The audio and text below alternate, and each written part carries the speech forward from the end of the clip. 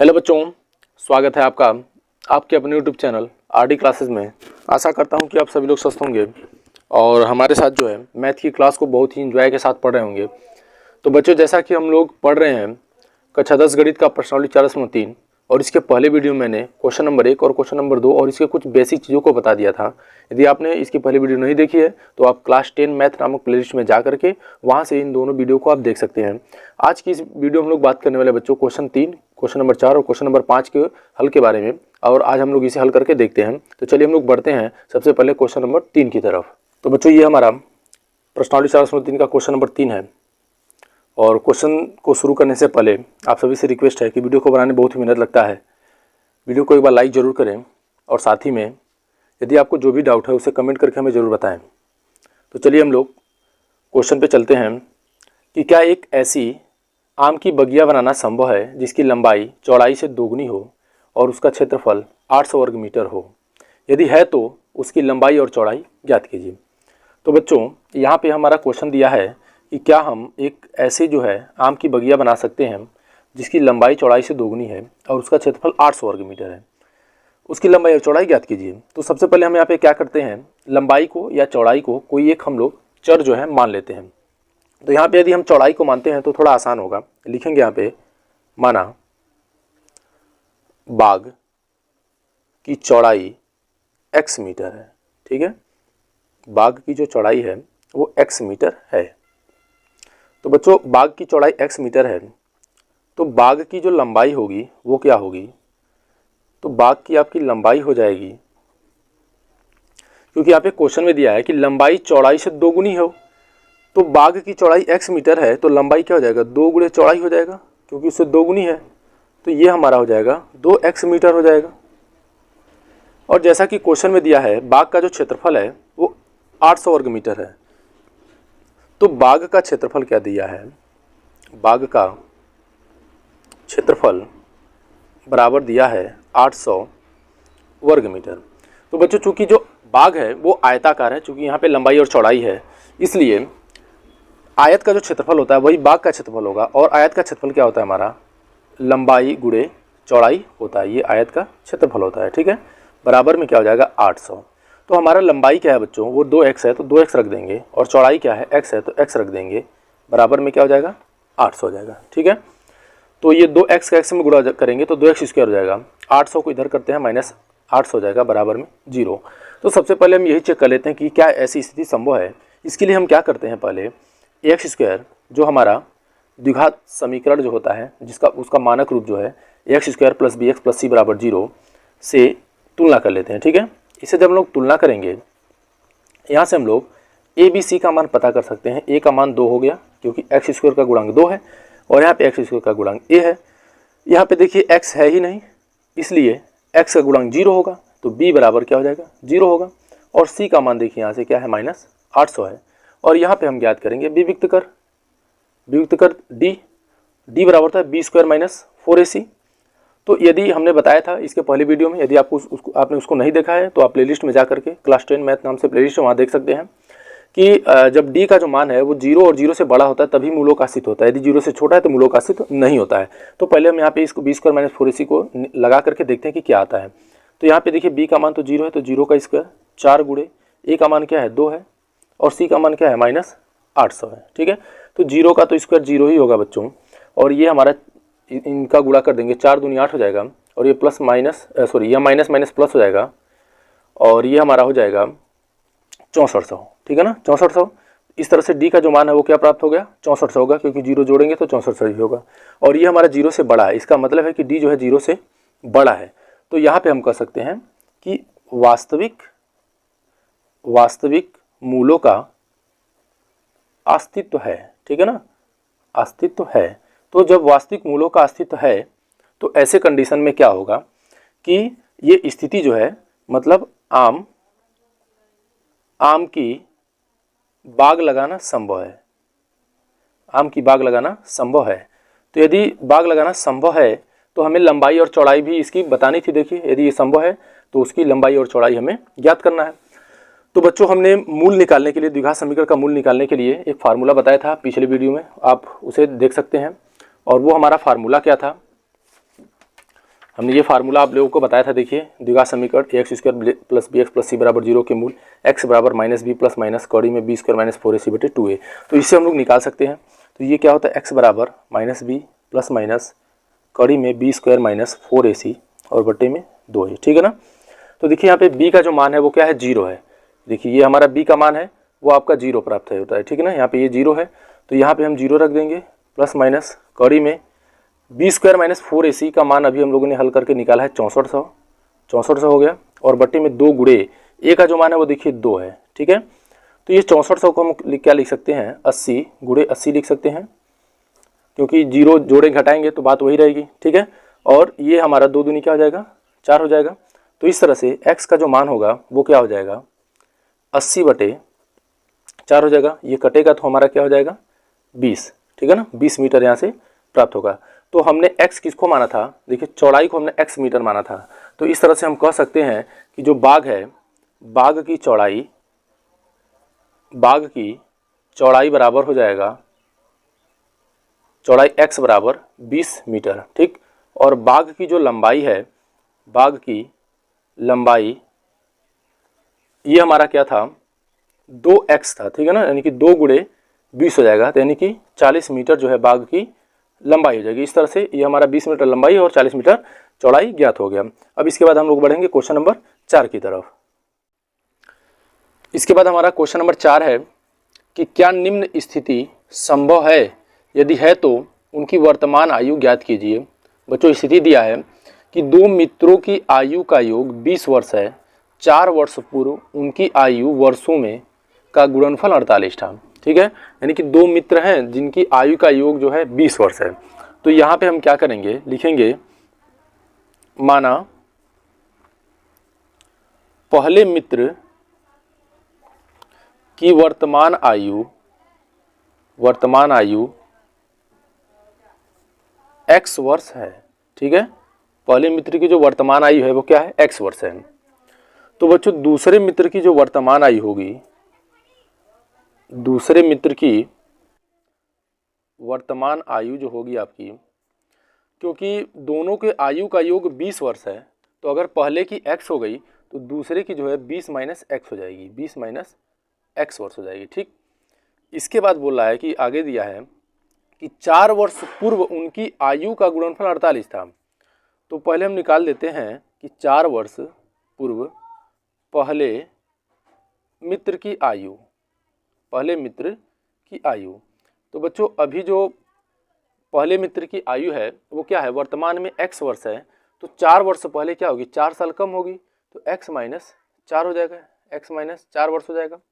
और फिर ऐसे ही 4 वर्ष पूर्व दूसरे मित्र की जो आयु होगी वो क्या हो जाएगी, दूसरे मित्र की आयु वो आपकी हो जाएगी 20 माइनस x, और उसमें से भी हम 4 कम कर देंगे, तो इस तरह से 20 में से 4 घटेगा 16 माइनस x वर्ष हो जाएगी, ठीक है। इनका जो गुणनफल दिया है वो क्या दिया है, 48 दिया है, ठीक है ना। 4 वर्ष पूर्व इनकी आयु का जो गुणनफल है वो 48 है। तो प्रश्नानुसार 4 वर्ष पूर्व पहले मित्र की जो आयु है x माइनस 4 है, और 4 वर्ष पूर्व जो दूसरे मित्र की आयु है 16 माइनस x है, और इन दोनों का गुणा करने पे क्या आना चाहिए, 48 आना चाहिए, ठीक है। तो दोनों का जब हम गुणा करेंगे तो x का 16 में गुणा करेंगे तो 16x हो जाएगा, फिर x का x में गुणा करेंगे तो x² हो जाएगा, फिर ऐसे ही 4 का 16 में गुणा करेंगे तो -64 हो जाएगा, और ये माइनस माइनस प्लस हो जाएगा, और 4 का x में गुणा होगा तो 4x हो जाएगा, और बराबर में क्या हो जाएगा हमारा 48 हो जाएगा, ठीक है। तो इस 48 को भी हम लोग इस साइड में ही कर लेते हैं, और साथ ही में हम लोग इसे मानक रूप में लिखेंगे, तो ये माइनस x², और ये 16 4 जोड़ेंगे तो 20 हो जाएगा, 20x माइनस 64 और माइनस 48 बराबर में क्या हो जाएगा 0। तो ये हमारा हो गया -x² प्लस 20x माइनस, इन दोनों को जोड़ लेते हैं क्योंकि दोनों माइनस में है तो दोनों को जोड़ लिया जाएगा। तो 8 में 4 जोड़ेंगे 12, 12 को 2 हांसी ले, 6 4 10 और 1 11, यानी कि 112 हो जाएगा, ठीक है। अब हम लोग क्या करते हैं, पहले चेक करते हैं कि क्या ये जो कंडीशन दिया है वो संभव है कि नहीं है। इसके लिए हम लोग क्या करेंगे कि हम लोग इसका विविधीकरण निकालेंगे। तो हम क्या करेंगे, यहाँ पे ax² plus bx plus c बराबर 0 से हम लोग इसकी जो है तुलना कर देते हैं। तुलना करने पर, ठीक है, जब इससे हम तुलना करेंगे इसकी, तो बच्चों यहाँ पे देखिए a ए का जो मान है वो 1 हो गया, यानी एक्स स्क्वायर का गुणांक है और यहाँ पे एक्स स्क्वायर का गुणांक क्या है -1 है, तो ए का मान -1 हो गया। फिर यहाँ पे देखिए एक्स का गुणांक भी है और यहाँ पे एक्स का गुणांक क्या है 20 है, तो बी का मान क्या हो गया 20 हो गया। फिर देखिए अचर पद सी है और सी का मान यहाँ पे कितना है -112 हो गया। ठीक है, अब हम क्या करेंगे, यहाँ पे विविक्त कर जो निकालते हैं उसे हम लोग यहाँ पे ज्ञात कर देते हैं और ये होता है d बराबर बी स्क्वायर माइनस 4ac।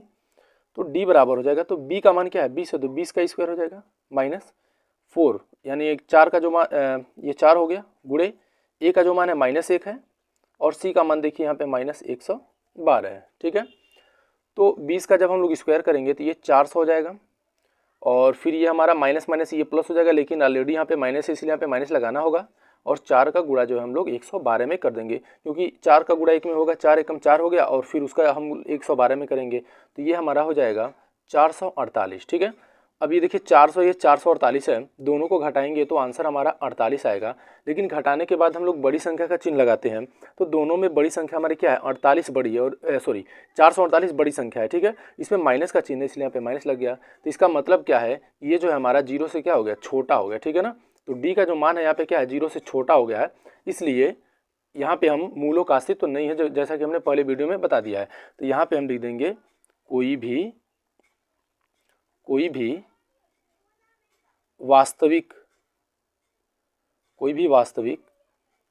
मूल नहीं है, अतः ऐसी स्थिति संभव नहीं है। ठीक है ना, ऐसी स्थिति संभव नहीं है।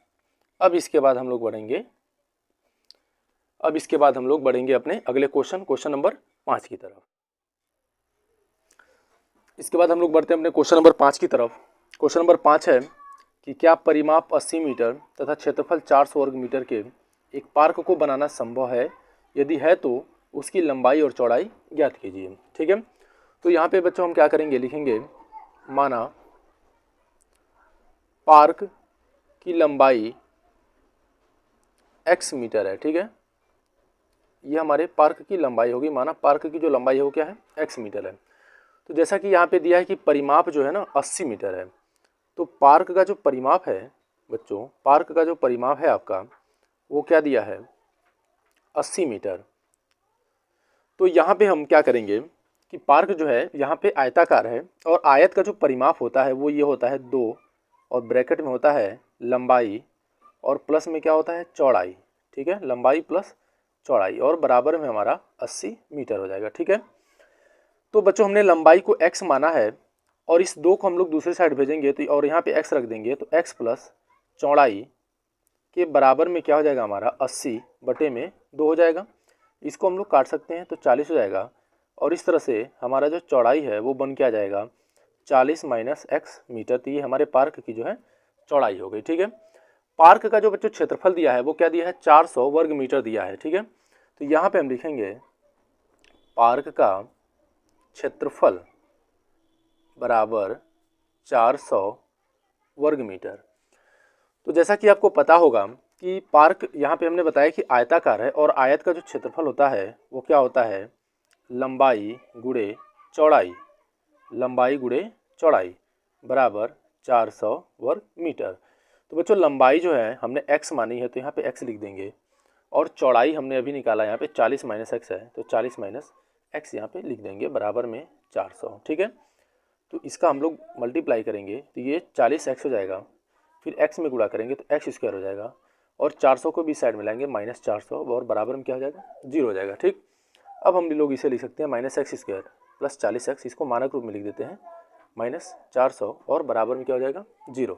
तो सबसे पहले तो हम लोग देखते हैं कि क्या इस तरह का पार्क जो है बनाना संभव है। तो इसके लिए हम लोग क्या करेंगे, इसकी तुलना कर देंगे x square plus bx plus c बराबर 0 से तुलना करने पर जब हम लोग इसे तुलना करेंगे तो बच्चों a का जो मान है वो क्या हो जाएगा -1 हो जाएगा, क्योंकि x स्क्वायर का गुणांक a है यहाँ पे और यहाँ पे x स्क्वायर का गुणांक क्या है 1 है और यहाँ पे देखिए x का गुणांक b है और यहाँ पे x का गुणांक क्या है 40 है, तो b का मान हो जाएगा 40 और ये देखिए c अचर पद है और यहाँ पे अचर पद जो है क्या है -400 है।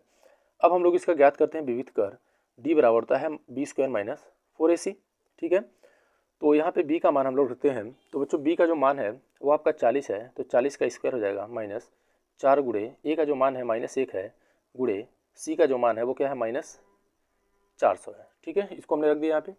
तो 40 का जो स्क्वायर करेंगे हम लोग तो ये हो जाएगा 1600, और यहाँ पे ये माइनस माइनस प्लस हो जाएगा, 40 से कम 40 होगा, फिर ये दोनों मिलके प्लस बना है और प्लस का फिर माइनस में गुणा करेंगे, सॉरी यहाँ पे माइनस माइनस प्लस हो जाएगा और ये 4 एकम 4 हो गया। ठीक है, और फिर ये प्लस बना है और प्लस का माइनस में गुणा करेंगे तो फिर ये माइनस हो जाएगा, और ये 4 एकम 4 था और 4 का गुणा हम लोग 400 में करेंगे तो ये क्या हो जाएगा 1600 हो जाएगा।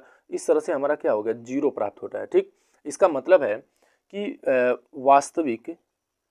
वास्तविक मूल का अस्तित्व है। ठीक है ना, वास्तविक मूल का अस्तित्व है। तो यदि मूल का अस्तित्व है तो इसका मतलब है कि इस तरह का पार्क बनाना जो है संभव है, अतः पार्क बनाना संभव है।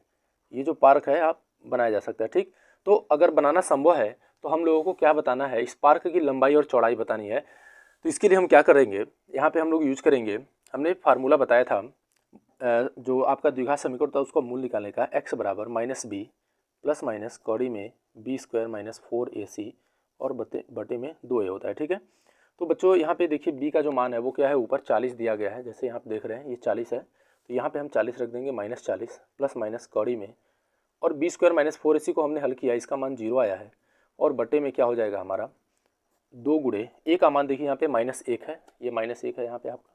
ठीक है, तो -1 रख देंगे, तो ये तो 0 खत्म हो गया, इसको जोड़ेंगे तब भी 40 आएगा, घटाएंगे तब भी 40 आएगा, तो इसका कोई मतलब है नहीं। तो ये हमारा हो जाएगा -40 बटे -2, ये कट के क्या हो जाएगा 20 हो जाएगा। तो इस तरह से x का जो मान हो गया वो क्या हो गया 20 हो गया।